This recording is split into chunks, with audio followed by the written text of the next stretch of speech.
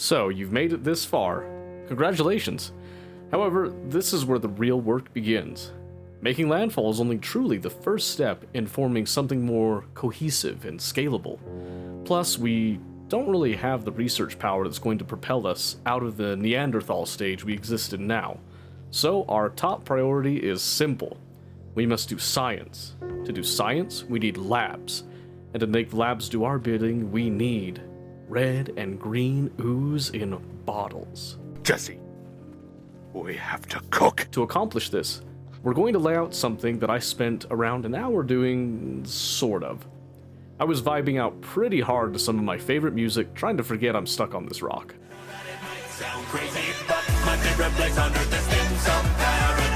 Regardless of this, we first must address a couple of things that were brought up to me. Some of you may quiver and shake in fear at the fact that we are walking not on soil, but on sand. I can assure you the only worms here are completely and hopelessly stationary, not like those things. In fact, I kind of have to wonder, do they get their nutrition from soil like a bug-plant hybrid, or do they just eat the wheat? I'm no biologist, so I'm not going to worry about it. But talking seriously, some people can get a bit nervous with a desert start due to the lack of trees to soak up pollution, and sometimes the rocks don't have enough coal to really provide you with that oomph in the beginning.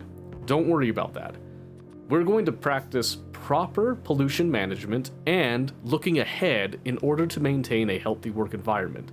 OSHA isn't here, but that doesn't mean that we forget safety. Another topic brought up was whether the builds we'll be doing are going to be 100% original and unique. No, of course not. I've spent 1,100 hours in this game over a couple of years. I'm a slave to my own habits and my own methodology. However, despite this, I'm going to explain my reasoning for different design choices, machine builds, as well as some quirks that come with my own particular bowl of skull noodle soup. You are by no means required to follow and do 100% of what I do exactly as I do it. In fact, I encourage you not to. Get creative, build bigger than me, build something more compact, improve on the designs you see here. That's the point where you'll truly start to enjoy this game.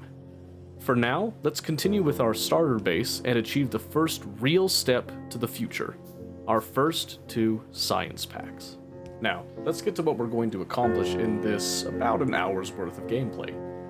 Our first goal is to create the area in which we will consume the science, the endpoint or sink for some people out there. I like to think of it as the facility in demand, but again, I'm a bit weird.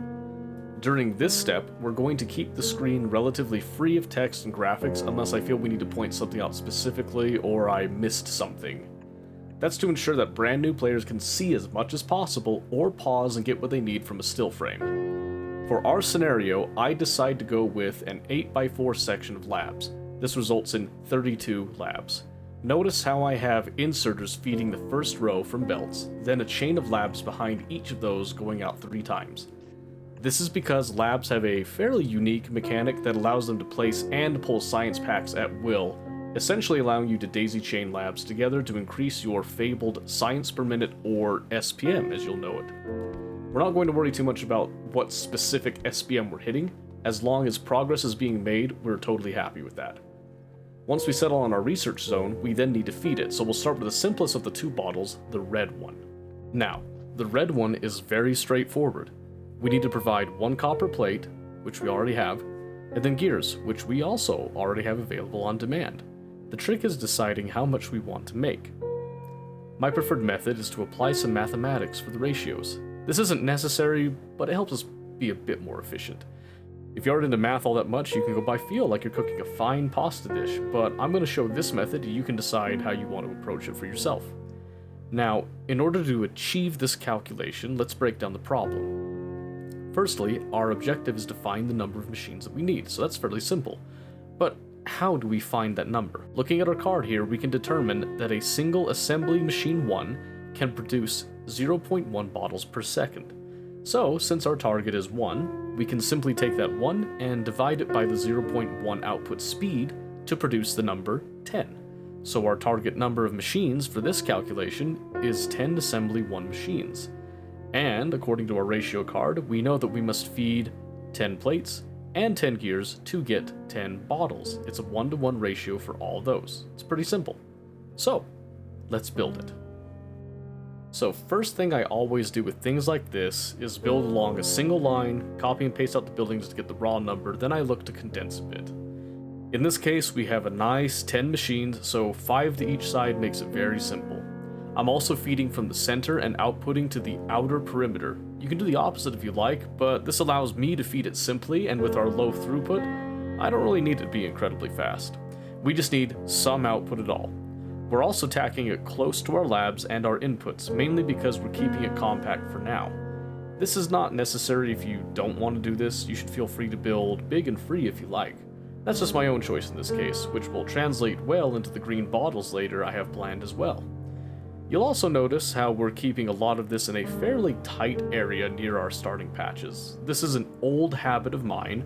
I like to keep the early automation close together, so my buffer chests of desired building materials and automation pieces stay close at hand, while also still being available for other chains as needed. Additionally, since we went for a 1 red bottle per second, we also conveniently have the assembly machine 1, which produces 1 gear per second, keeping things tight and clean. Simple demand, simple solution. After that, it's just a matter of feeding the machines and then feeding the labs. Notice that the labs aren't done either. I've also set up a machine to make more of those, but it's slow, and that's okay. It can afford to be slow because I'm not even worried about placing them yet. Slow can still be effective as long as you're not waiting around for it. Machines working while you are also doing a task will always be more efficient than no machines running at all. Now, when we get to the green science, do we do the calculations again and spend time making this perfect? Of course not. We simply copy the design we did for the red science and slap some green stickers on there and call it good. In all seriousness, the ratios are fairly close, though not exact. I'm not worried about peak efficiency at this stage. I simply want a close enough output of green science that can more or less keep up with the research that we're going for. Notice also those handy little buffer chests of inserters and belts we've already been making. Well, now I can tap into that overflow and produce green science to do our research. With that done, we now have our main objective of this video done in practically no time at all. Neat, right? We have so much spare time, we run around to beef up all of our existing mines, increase our power grid capacity, and make sure everything can flow freely.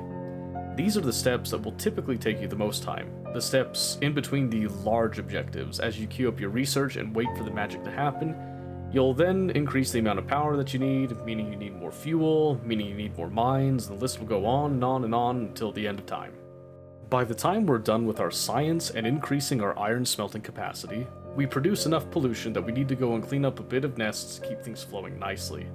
This isn't a bad thing, it means that you're starting to really ramp up the production now. If you're playing along with the seed we provided, you should have no problems at this point. If you're on another seed with more trees, you'll likely also have not many issues as well. By the time we're done with the small session we did, this is the result of our little starting area. We have just enough science to get us through some important stages. We're tapping into our mines adequately, and our power is sufficient for our needs. As we unlock more technology, our options will also broaden in how we can approach the challenges facing us. Feel free to follow along one-to-one with the design we are laying out, or do your own thing. There's no wrong way to play the game. If you've made it to this point in the video, I just want to say once again, thank you for tuning in. I hope you found this helpful in some way, shape, or form. If you want to see more, give us a like and power drill that subscribe button. It really does help get the word out there. If you didn't like something, hit the dislike. Let me know what you didn't like and what could be improved upon. I'm always looking for feedback. And let me know if you are playing along with the seed. I'd be stoked to hear what you do differently or choose to repeat with me. With all that said, this was a pretty short episode. I hope that it covered everything that you need in order to get you to your red and green science at a comfortable pace. And until next time, have a good one.